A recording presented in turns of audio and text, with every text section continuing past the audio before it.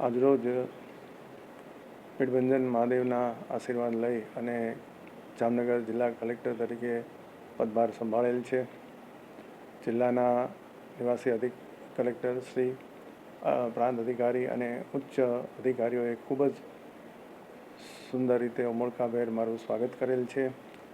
જામનગર જિલ્લામાં કલેક્ટર તરીકે નિમણૂક થવા માટે અને પદભાર સંભાળતા માટે હું મારી હૃદયપૂર્વકની ખુશી વ્યક્ત કરું છું અને આવનારા દિવસોમાં જામનગર જિલ્લાના જે કોઈ પ્રશ્નો હશે એને પ્રાથમિકતા આપી અને એને સોલ્વ કરવા માટેનો હું હૃદયપૂર્વકનો પ્રયત્ન કરીશ.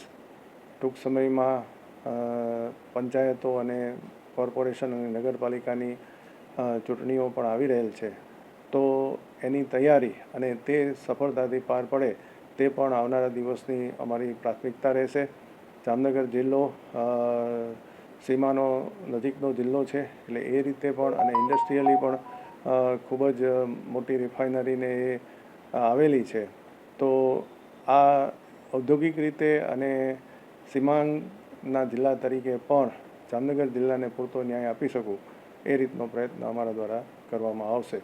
આજના તબક્કે હું જામનગર જિલ્લાની તમામ પ્રજાને મારા હૃદયપૂર્વકની શુભેચ્છાઓ પાઠવું છું.